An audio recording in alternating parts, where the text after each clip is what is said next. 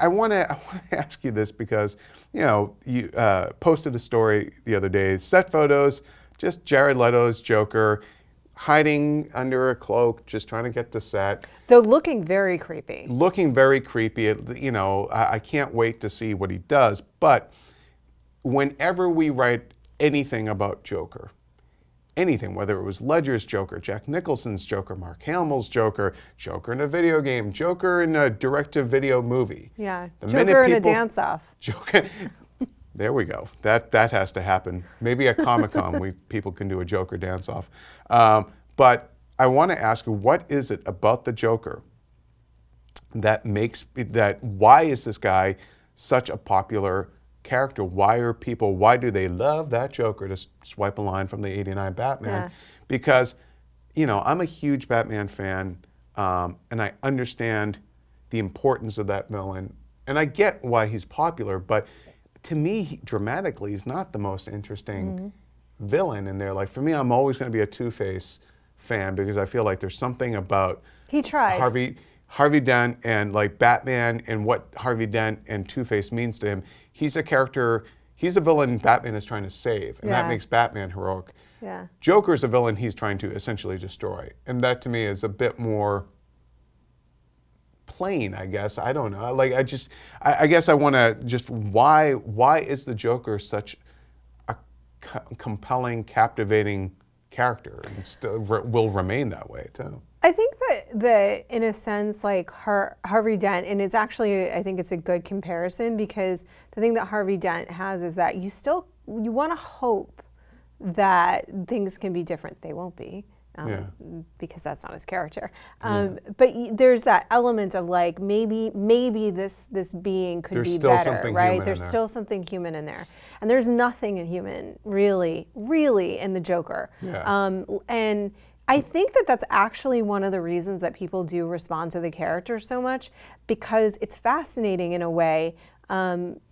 Because for most of us, I hope none of us are sociopaths and psychopaths, right? That have no emotions and that have no sense of conscience, you know?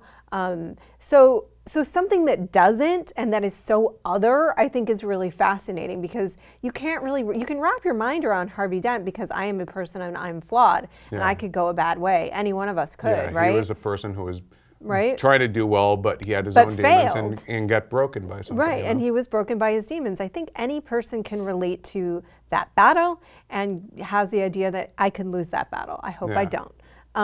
But the Joker, I think, is fascinating in the sense, like, I don't get it. And the backstory is...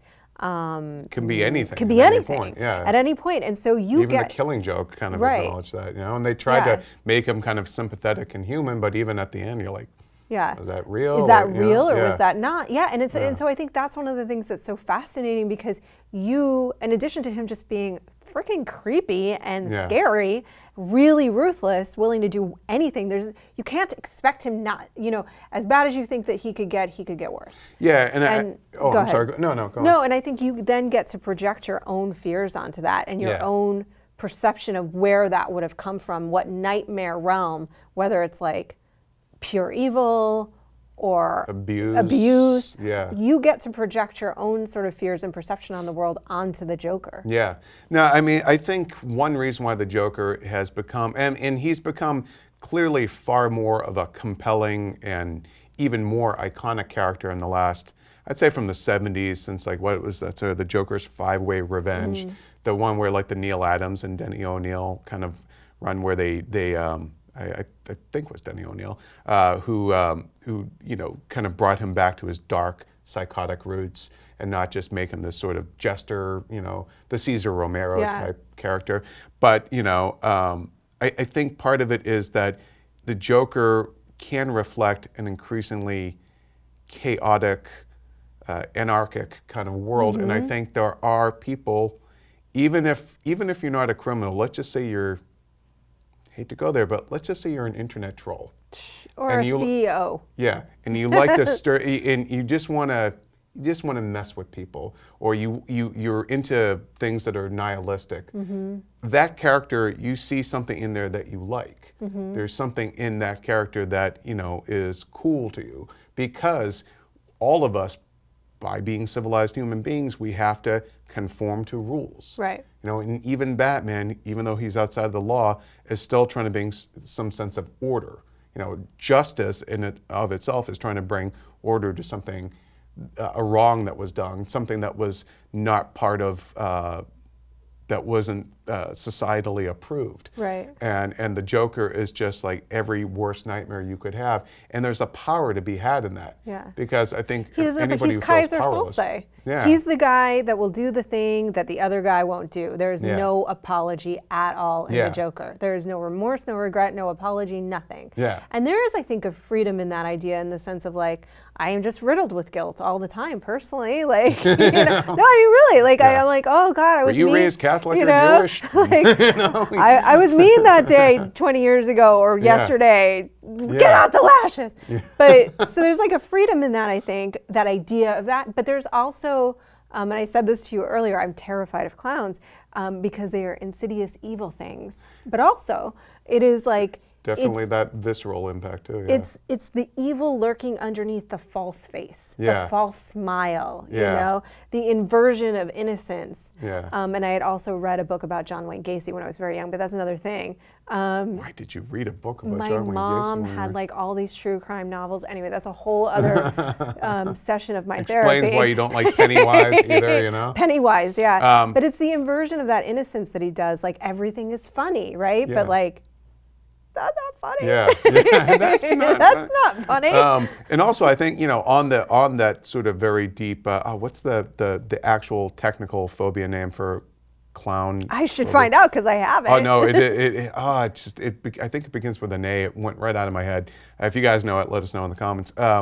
But there is, and I was reading, I think it was at like IO9 or something about the history of clowns, and it wasn't until this Italian guy and around the time of Dickens who had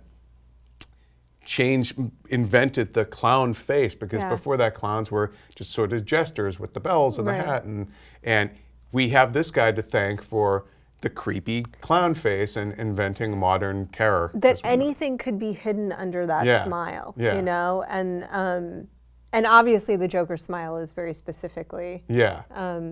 And the fact that he leaves that on his victims too, Yes. like he will literally turn joy into sadness. Joy into pain, Yeah. and other people's pain is his joy. Now, but let's get more specific in terms of why then something that is so negative, why is it the Joker? Is it like we could run any story on Joker, and people would just gobble it up? Like, It's true. I mean, do you remember whether when, it's Heath Ledger Yeah. or Jared Leto or whatever? Like, there's something. Is it? I do you think think it I is? think that on this one, I think again, like because there's so much space for people to project their perception of what that ought to be or where the Joker's coming from, because we don't know, and so I say this is what made the Joker the Joker. Right. You also sort of feel like you have that your perception of what that looks like is also the correct one, Right, and so I feel like that people aren't getting outside of that perception to go, well, this is a character in the movie and there's going to be a look that's not going to be exactly what's in your, which is fine. I understand, and there's attachments to the comics. Those are two different stories. Even his look in the comics is changed over time. Sometimes he's incredibly like gangly and stuff. Other times he's a bit fuller, but like, I guess I think people want to have the conversation of like, does this look like what the Joker in my mind looks like? And it's going to be really hard. The Joker in my mind would be a great like tell-all book of like some nut somewhere. But all right, well, we want to know why do you, what is it about the Joker that fascinates you? Why do you think he is such an iconic character, and why can't we seem to get enough of this guy? Why can't we get enough of the Joker? Yeah, we want to know, why do you love that Joker? Let us know in the comments.